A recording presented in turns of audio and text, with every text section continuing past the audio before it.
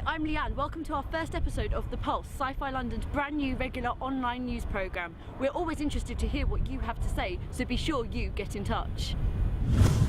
In this edition, we have details of our upcoming Oktoberfest, plus sneak interviews with the real Eyeborg himself, Rob Spence, award-winning illustrator Sean Tan, plus actress Lindsay Fonseca. Hi, I'm Danny Boyle, and this is Sci-Fi London. And now, here is Rob Spence, turning men into machines, or more accurately, cyborgs.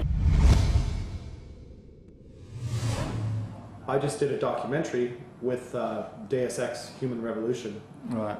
which is a video game about 2027 when everyone has gone fully cyborg. And I was able to go around the world interviewing the top cyborg technology people today and compare and contrast that with the fictional world in 2027 that Deus Ex Human Revolution is setting. So I shoot real people and then cut to this fictional future world of Deus Ex with all the footage and video game footage they have. So do you want to see the camera? Sure, why not? Yeah, why not? Let's pull it out for you. I usually go commando. I don't wear it all the time.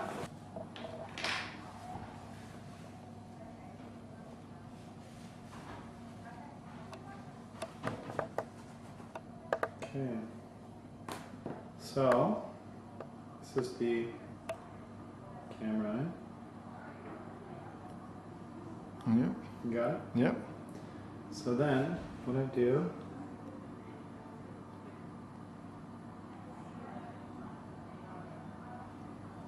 let's pop it in. Then I turn this on. Now, you're asking yourself, how do I switch on the camera? Right? Yep. How do I switch it on? Simple, with a magnet. Not with a remote control, but Yeah, like that. So, there you go. wow, that's amazing. You can view this interview and all the others in the show in full on the website. And now, here's Sean Tan discussing his Oscar-winning film and illustration work. I'm Alex Fitch, and I'm at the illustration cupboard with Sean Tan, illustrator, writer, artist, and now award-winning animator. We have here a couple of pieces from The Lost Thing, the children's book that was turned into your Oscar-winning short. And it shows very much how your work is mixed media. We have a piece at the top which is oil paint over the top of technical drawings and excerpts from various, looks like books of physics and that's right. and maths, and at the bottom a much simpler sketch. Could you speak a little about how you use mixed media in your work and how often you go straight into paint, or if it's more often the case that you start off with a sketch and work from there? Yeah, well, I always start off with sketches, often like this, and then I did a lot of media experiments in those days, and with this particular book, because it's set in a world that's so kind of dry and mechanical, I wanted to incorporate this collage of physics and math textbooks, and also wanted the book to be incredibly dense, so there wasn't any white space in it at all. Everything's covered with stuff, like layers and layers of a past culture, of something very mathematical.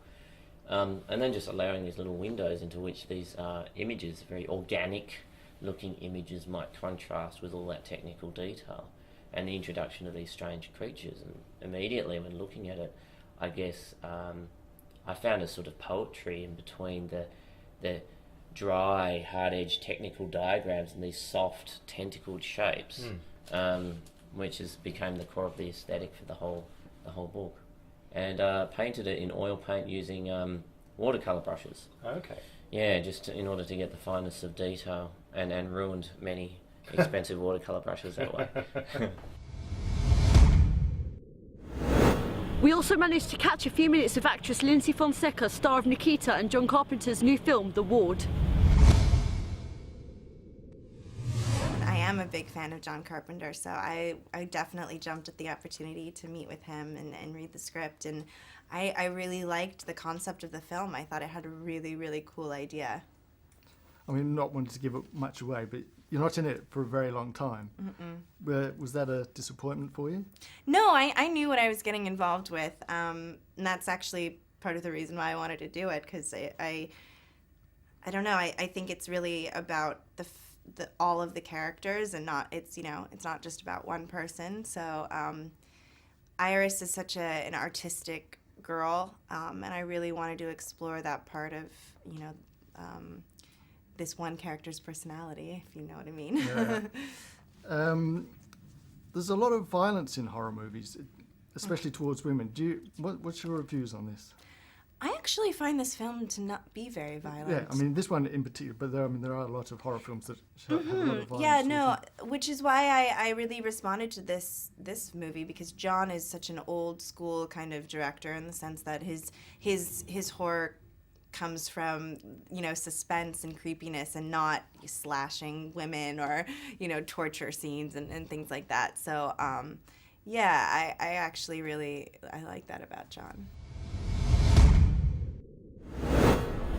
Don't forget, we still have tickets from Oktoberfest in the Odeon Camden Town from the 7th to 9th of October. We have plenty of geeky goodness for you, featuring the award-winning Another Earth and the critically acclaimed Angels and Airwaves movie Love. There's even something for the children, who can enjoy face painting with Twinkle the Fairy, followed by a screening of Alice Through the Looking Glass starring Kate Beckinsale. And if you're still screaming for more sci-fi, join us at one of our all-nighters of anime or mystery science theatre. Hi, I'm Michael Caine, and this is Sci-Fi London. And that, ladies and gentlemen, brings us to the end of our episode. Thanks for watching, and hope to see you next time. Here at Sci-Fi London, we love your feedback, so please get in touch with us on our Facebook page, Twitter account, or email us at thepulse@scifilondon.com.